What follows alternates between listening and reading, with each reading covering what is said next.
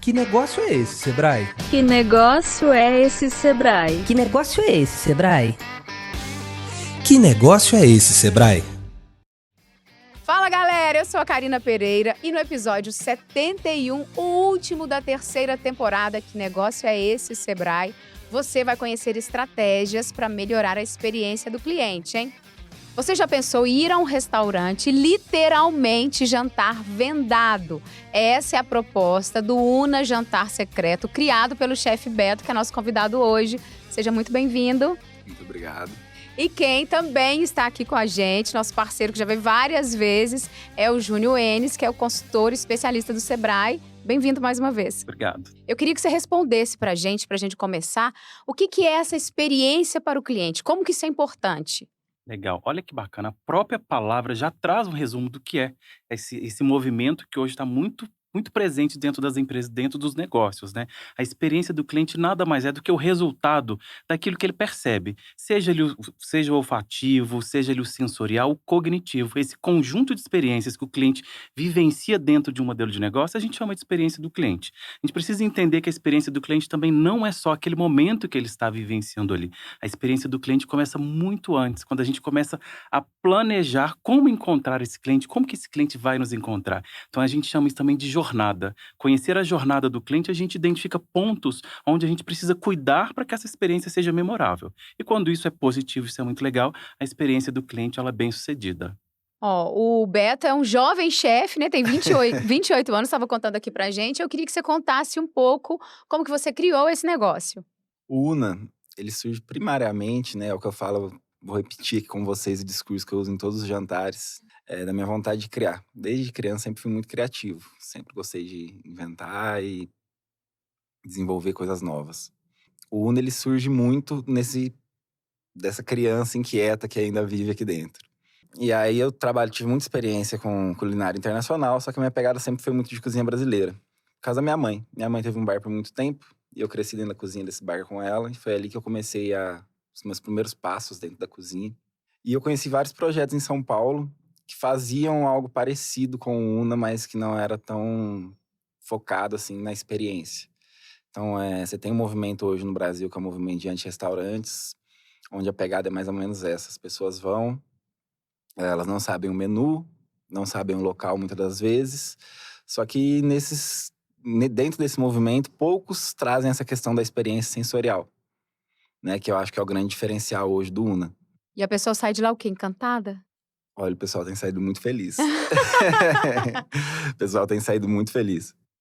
E quem não tem essa pegada? Quais são as formas de provocar no cliente essa experiência? Quem tem um negócio completamente diferente que não é esse de restaurante. Tem jeito de sempre surpreender seu cliente? Tem jeito. E você tocou numa palavra importantíssima, é surpreender o cliente. Então, seja lá qual modelo de negócio, que tipo de negócio o empreendedor ele toca, surpreender o cliente é fundamental. E junto com surpreender, a gente traz também a palavra encantamento.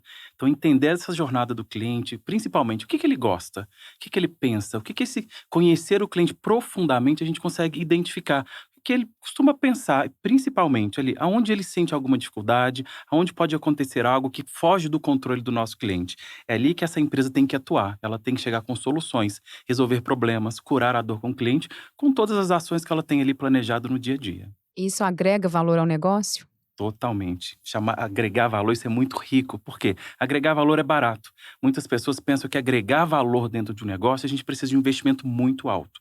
A gente precisa entender que, desde, por exemplo, quando a gente fala de um restaurante, um garçom que puxa uma cadeira para uma mulher, colocar umas bolsas, por exemplo. Quanto que isso custa? Nada. E essa gentileza vai, de fato, fazer com que a experiência daquela cliente, por exemplo, daquela mulher ali, seja memorável. Quando ela pensar em ir a algum restaurante, o que vem na mente dela? Aquele restaurante onde ela teve aquela experiência super positiva. Então, isso com certeza gera valor. Isso é o desafio do empreendedor. Todos os dias ele tem que acordar pensando, como que eu vou gerar valor no meu negócio todos os dias? E uma coisa que tem que ter dentro, que acompanha tudo isso, é a inovação. Essa cultura da inovação, de fazer novo, de buscar coisas novas todos os dias. Porque a gente está num mundo que tudo muda o tempo todo. Então, inovação, surpreender o cliente, encantar o cliente, pensar em como agregar valor, é uma receita, né, chefe? Que a gente tem que colocar ali todos os dias para a gente poder tocar o nosso negócio. Foi isso que você ficou pensando? Trazendo um pouco dessa questão da inovação, né? Eu trabalho com ingredientes brasileiros. Mas pra vocês terem ideia, por exemplo, a gente tá em Minas, eu tenho ingredientes que vêm do Acre pra mim. Quando eu vou montar um menu, por exemplo, a pesquisa é muito grande pra gente sempre tentar trazer elementos que sejam surpreendentes pro cliente. Quando eu cheguei em BH, eu encontrei uma dificuldade muito grande, porque eu percebi que o pessoal em Minas, eles gostam do culinário mineiro e tem que gostar mesmo, porque é Que é maravilhosa, boa, né? é muito boa. E eu quis ir completamente na contramão disso. Hoje, grande parte das pessoas que trabalham com cozinha autoral e tudo mais, sempre tentam trazer releituras de pratos mineiros e tudo mais. Hoje, no Una, a gente tenta trazer releituras, obviamente, que a gente traz referências mineiras para dentro desses pratos, mas a gente tem que trazer ingredientes também, fazer uma fusão dentro da própria culinária brasileira, trazendo ingredientes que são de outras origens completamente diferentes. Por exemplo, no primeiro jantar, acho que uma coisa que surpreendeu muitos comensais foi a saúva-limão, que é uma formiga, que ela tem um gosto de gengibre e capim-limão. E a gente serviu ela com um ceviche de banana da terra, com pimenta de quitaia, que é uma pimenta produzida por mulheres, de uma tribo Baniva, lá da região amazônica. Então, a gente tenta sempre trazer essas coisas que sejam surpreendentes para o cliente, ao ponto de, poxa, eu nunca vi esse ingrediente em lugar nenhum aqui em BH, ou eu nunca vi esse ingrediente em lugar nenhum que eu comi. Mas eu li também que você tem uma referência da sua infância, né? Por quê? Porque na infância a gente tem isso também, a gente guarda muito a essência, a gente lembra de alguma coisa, de alguns detalhes. Você quis também provocar isso? Boa parte da referência que eu trago hoje, né, de cozinha e tudo mais, perpassa pela minha mãe. E cozinhar pra mim sempre veio muito dela, né? E teve um jantar que foi até muito bacana, que teve gente que ficou tão emocionada que não conseguiu terminar o jantar. Foi uma homenagem à sua mãe? De tanta emoção. Esse menu foi um menu em homenagem à minha mãe. Quando a gente apresentou o prato principal, um dos clientes que estavam lá na mesa, ele começou a chorar. Porque era um prato que também pra ele era muito afetivo. Então a cozinha, pra mim, ela sempre passa por esse… Ela passa pela criatividade, pelo eu poder criar, por eu ter liberdade pra isso. Mas ela também passa por essa coisa do emocional. Eu acho que a experiência do cliente deve passar por isso também, né? O cliente, ele tem que ter… Ou ele sair dali lembrando que, poxa, eu vivi uma experiência super bacana, ou aquela experiência trazer pra ele algo que ele possa ter vivido no passado e que era legal, que era bacana e que fazia ele feliz. Como que funcionam esses jantares? São periódicos? Dá vontade de ir, não dá, Júnior? Porque assim, dá vontade de viver a experiência, parece muito rico. Sabe o que é legal também? Uma coisa que a gente trabalha muito com os empreendedores é essa questão de gerar o vínculo emocional. Gerar vínculo emocional garante vendas para o nosso negócio. A sustentabilidade do negócio passa através das vendas. E quando a gente gera um vínculo emocional com o nosso cliente, isso costuma muita gente trabalhar calendário, né, anual de vendas. Eu falo para os clientes, você não precisa chegar dia dos namorados, das mães e correr atrás de cliente. Se você gera um vínculo emocional com o seu cliente, você tem esse relacionamento a longo prazo com ele durante todo o período, pronto, essas datas ele automaticamente vai te buscar. É igual um perfume ou um creme que sua mãe usou na infância. Se você sentir aquele cheiro com 50 anos, você vai lembrar da sua mãe. Você vai querer levar para sua mãe, né? Porque isso marca muito, né? Marketing sensorial é uma estratégia que a gente também utiliza muito, né? Você utiliza nos pratos, mas também para todos os negócios que passam por aqui, que tem oportunidade, né, de pensar nisso. Como que as pessoas estão percebendo o cheiro, tato, né? Isso é muito legal. Também funciona muito como uma estratégia de vendas para a gente poder colocar nos nossos negócios. Mas aí me respondendo, como que funciona? Periódico? É sempre em Belo Horizonte? Então, por enquanto ele está em Belo Horizonte. Estamos pensando alguns planos de expansão para outros locais. O Jantar Secreto hoje ele funciona de 15 em 15 dias. Em breve a gente vai lançar um produto que é mais escalável e que vai acontecer com uma maior frequência. O Jantar Secreto, dentro dessa questão da experiência do cliente, ainda tudo mais que você falou de criar vínculo, hoje no Jantar Secreto nós não temos mais de 30 clientes por noite. Justamente por essa questão. Pra gente conseguir entregar uma experiência que ela seja intimista o suficiente pra pessoa sair dali nossa amiga. E é o que tem rolado muito. Hoje eu estar assim, sentado num bar, às vezes, tomando uma cerveja com os amigos, passar alguém, ô Beto, tudo bem? É um cliente que participou do Uno. Então as pessoas se tornam muito nossas amigas. É um ambiente muito intimista, tentar trazer muito cliente pra dentro da experiência, imergir ele ali mesmo. E a gente gosta muito de recepcionar as pessoas, é o que eu falo pra minha equipe de salão. As pessoas você está recebendo um amigo na sua casa. Então você tem que tratar como tal. Então todos os clientes que chegam lá, o clima é esse. Eu vou na mesa, eu sento com eles, eu converso. Depois, no final, sempre tem uma finalizaçãozinha mais tranquila. Às vezes tem cliente que fica lá, a gente tá finalizando, ele tá lá tomando uma cerveja com a gente, trocando uma ideia, falando sobre a experiência dele, de coisas… Nossa, já conheci um restaurante assim, ou algo assado. E assim a gente vai criando um vínculo, né, com esses clientes, que é o que você falou que é muito importante. Eu acho que ele falou muita coisa e eu queria que você falasse para quem está nos ouvindo ou nos assistindo, um pequeno empreendedor, como que ele pode usar esse diferencial, essa experiência no negócio dele. Uma pergunta que as pessoas sempre me fazem é como que o pequeno vai fazer para poder colocar isso para fora? Primeira coisa, ele tem que entender que isso precisa ser contado. Ele precisa identificar qual é o diferencial que ele tem. O primeiro passo é dominar o modelo de negócio dele. Entender que aquele modelo de negócio, ele entrega uma proposta de valor. Então, quando eu entendo qual é a minha proposta de valor, é uma experiência memorável, por exemplo, vamos dizer, é uma facilidade, eu vendo tempo. Qual que é a sua proposta de valor? Entendido qual é a proposta de valor que o negócio tem, a gente precisa contar. A gente precisa ser muito assertivo no marketing para entender aonde o meu cliente está e como ele quer ser encontrado. Então, o pequeno, ele precisa pensar assim, de uma forma orgânica, se investir muito nas redes sociais, né? A questão de impulsionamento é importante, mas a gente precisa começar, né, com investimento baixo, com zero. A gente precisa contar. Então, é tratar essa proposta de valor, dar para ela uma gourmetização, fazer isso da melhor forma possível e divulgar. Assim, o pequeno, ele consegue alcançar um número de pessoas maior e conseguir escalar, que é o que ele está tentando agora no novo produto dele. Você me falou no começo aí que às vezes as pessoas, o próprio empreendedor, ele tem que criar alguma coisa que ele já vai pensando no processo. Mas nesse caso, até o cliente, né, ele já começa a pensar antes. Qual será o lugar? Como será que é? Será que é essa venda? Então, assim, é tudo feito com muito propósito, né? Então, a pessoa tem que realmente planejar para dar esse ar intimista, né? Tem que ser planejado. Sim, tudo Não é hoje é sorte, planejamento. Empreendedorismo não é sorte. A gente pode ter um temperinho de sorte ali, mas empreender é realmente suar a camisa. Eu falo para os empreendedores que vêm no Sebrae, para ir para o céu tem que morrer. Então a gente tem que trabalhar, Exatamente. né? A gente tem que suar a camisa, ninguém chega lá. E uma coisa que é muito curiosa, todo empreendedor de sucesso já quebrou em média 3 vezes. É um estudo que a gente tem aqui de um programa que a gente faz aqui dentro do Sebrae. Então, assim, não ter medo de quebrar. Mas planejamento é a palavra do momento. Não dá para dar um passo sem planejar. Porque imagina comigo, as coisas estão muito difíceis, né, no sentido de o mercado é muito concorrido, os concorrentes eles estão te mirando, os concorrentes já estão te observando. Não dá para contar com a sorte, sair atirando para tudo quanto é lado. Então a gente precisa de planejamento, conhecer a estrutura, conhecer os nossos pontos fortes, conhecer os nossos pontos fracos, e não contar para ninguém, tratar eles de uma forma interna, de fato, fazer um planejamento bem organizado e aí a gente pode dar um passo bem feito, entender das finanças, entender de pessoas. Então, o planejamento é um conjunto de ações que eu faço para poder caminhar em direção ao sucesso do meu negócio. Mas tem que ser muito bem pensado, escrito, detalhado e, mais do que isso, revisado continuamente. Porque mesmo seguindo essa cartilha, às vezes dá errado, né? Você já teve algum errado. feedback negativo? Tivemos. Até hoje, no Una, a gente tinha, ainda bem, só um feedback negativo. Foi muito negativo, muito agressivo, assim. E a gente fica até sem saber, muitas vezes, como responder, né? Então, a gente acata aquilo como uma crítica construtiva, aprende com os pontos negativos que a pessoa apontou e segue adiante também. Mas era algo pontual ou era algo que você podia melhorar? Algumas coisas do que ela falou, a gente poderia melhorar e melhoramos. Isso é ótimo, né? Excelente. Outras coisas, a gente tem que ter uma peneira também, né? Acho que quando você pensa em oferecer uma experiência, você tem que ter uma peneira de que você não vai conseguir agradar realmente todos que estão ali. Tem 4 edições, a gente atendeu mais ou menos umas 150 pessoas e tivemos esse feedback negativo. Só isso.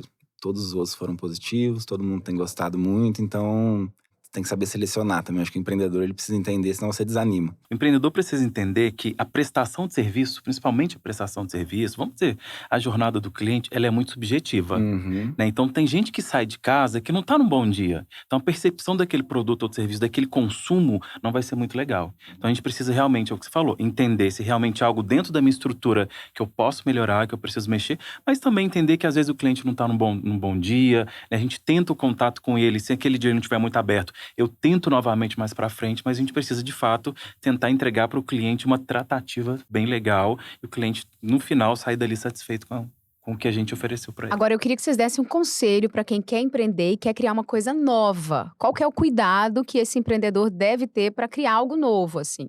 Porque tudo que é novo, às vezes, é arriscado, né? Sim. Dentro da minha experiência com o Una e com a minha experiência na minha área, né, que é a área de gastronomia, acho que estudo.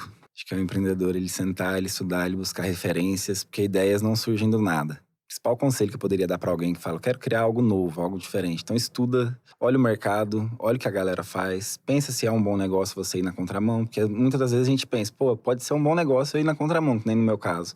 Poderia ser um ótimo negócio para mim eu fazer cozinha mineira única, Que é o básico. exclusivamente mineira. Pô, tô em BH, capital da cozinha mineira, e ia ser lindo.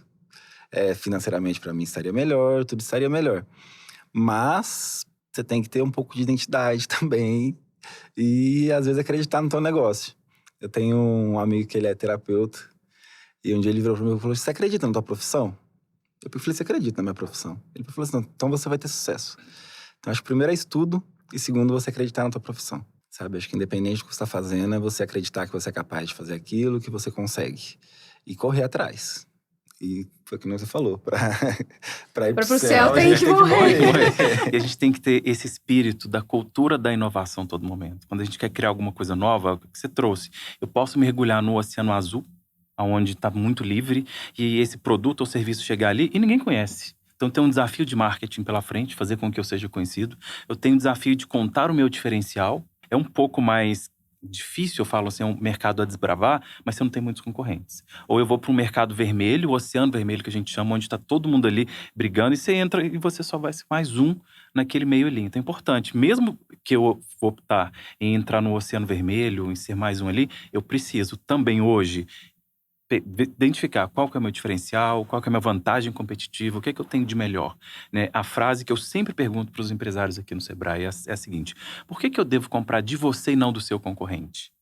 E muitos Não tem vão resposta. falar, 90% não tem resposta. Fala, então, esse é seu para casa. Você vai ter que ter essa resposta na ponta da língua, porque é acreditar no seu negócio, entender por que você é melhor, por que o seu negócio realmente resolve o problema na vida das pessoas. Às vezes também tem cliente aqui que eu falo assim: vai lá no seu Instagram, coloca lá assim, melhor salão de beleza do mundo.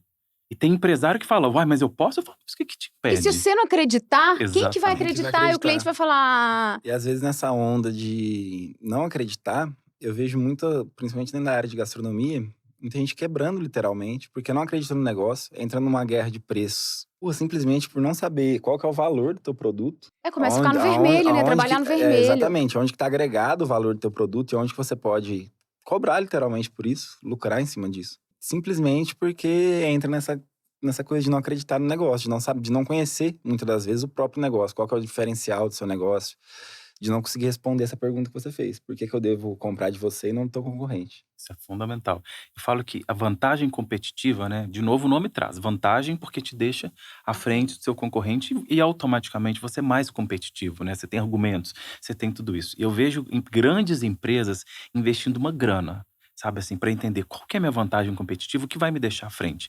E tudo que a gente pensa e busca como diferencial, como vantagem competitiva, a mais simples é a mais assertiva e que chama-se atendimento. Então, assim, as empresas grandes investem grana, dinheiro, busca para ter um diferencial, e o diferencial está ali, no atendimento, uma coisa simples, que você pode usar a sua forma de atender, porque o legal da vantagem competitiva, quando eu falo de atendimento, é que ninguém copia.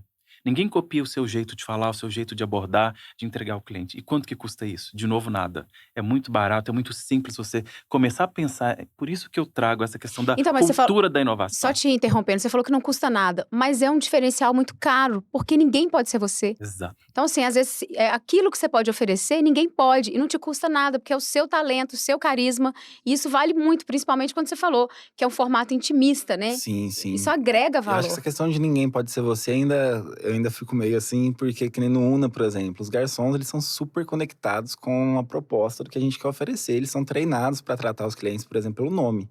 Mas eu falo assim, se o garçom criar um negócio igual o seu, ele não vai ser igual Ele não você. vai ser igual, não, obviamente. É nesse sentido, não exatamente. vai, entendeu? Por exemplo, hoje no Una… Ele conhece o seu modelo de negócio, mas não vai ser você. A gente tenta, na medida do possível, sempre chamar os clientes pelo nome. Chegou o cliente lá, por favor, vem aqui, José, Maria, a mesa de vocês está aqui, fiquem à vontade, se precisarem de alguma coisa, sou o Beto, temos aqui o Thiago. E aí, o pessoal já chega e fica super à vontade. Uma coisa que a gente tirou, que tinha nos primeiros jantares, é isso, né, da gente ir aprendendo e avançando. Esse negócio meu de restaurante, sempre trabalhei muito em restaurante, já trabalhei com degustação, e tem a questão do time, né? Onde você tem que soltar um prato, depois de tanto tempo, outro prato já tem que estar sendo servido na mesa. A gente tirou isso do Una. E a experiência ficou muito mais gostosa, o pessoal estava saindo muito mais contente. Porque não tem time. É o time do cliente. É o time nosso, é o time que a cozinha consegue fazer para soltar o melhor produto possível para eles lá no salão, é o time que o garçom consegue atender eles da melhor maneira possível, e tudo começou a fluir de uma maneira completamente diferente. Porque Do também você primeiro preparou o jantar ambiente pro para último, isso. a gente preparou o né? ambiente para isso. Então, tipo assim, isso entrou no nosso planejamento. Gente, a gente não vamos ter mais time na cozinha. E aí, isso fez com que a gente conseguisse elevar do primeiro jantar para esse o nível do produto muito mais, em questão gastronômica, mas muito mais. Os cozinheiros trabalhando dentro da cozinha super tranquilos, soltando os pratos e tudo rodando assim, Sem perfeitamente. pressão, né? Sem Imagina pressão como que nenhuma. sai. Não, sem uma essa coisa linda, pressão assim, a da galera correria, né? trabalhando. Gente, não tem time, vai ser assim, assim, assado. Vamos no nosso tempo aqui, os clientes estão felizes lá fora. E ter esse feeling, né? É Porque você feito com consegue carinho, sentir, né? né? É com carinho, com Você cuidado. consegue sentir, Isso né? é Quando o diferente. cliente ele tá descontente com o teu produto, ou ele tá ali consumindo o teu produto e ele tá Querendo ir embora. querendo ir embora. Nossa, no Uno hoje, essa questão de a gente ter tirado o time, acho que foi a coisa mais assertiva que a gente fez até hoje. Você falou no começo que eles vão embora felizes, né? O pessoal sai de lá, é muito bacana. É muito bacana. Todo mundo vem, cumprimenta, agradece. Os feedbacks são muito gostosos de receber, assim. Então você, empreendedor, que quer proporcionar uma experiência única para o seu cliente, lembre-se que a comunicação e a empatia são fundamentais. Eu amei esse episódio, é o número 71, é o último da temporada, mas assim, tô encantada, parece uma experiência muito rica, muito legal. Muito obrigada, Júnior. Eu que agradeço. Foi ótimo nessa temporada aqui a gente poder trazer essas dicas para os empreendedores, rapidinho já colocar em prática ali no negócio, no dia a dia. E cada dia alcançar o sucesso que é diariamente. Porque não adianta aquele sucesso lá na frente. O sucesso do empreendedor, ele é todos os dias.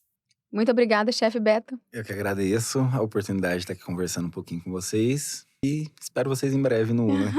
Até a próxima. Chegamos ao final da terceira temporada do podcast Que Negócio é Esse, Sebrae? Eu gostaria de agradecer a sua audiência e te lembrar que se você perdeu algum episódio, acesse a sua plataforma de áudio favorita ou assista a playlist no canal do YouTube do Sebrae Minas quantas vezes você quiser. Se você gostou, vai lá, curta, comente e compartilhe. Na próxima temporada teremos muito mais conversas e muito mais informações para você que quer abrir, melhorar ou expandir o seu negócio, hein? Até mais! Que negócio é esse, Sebrae? Que negócio é esse, Sebrae? Que negócio é esse, Sebrae? Que negócio é esse, Sebrae?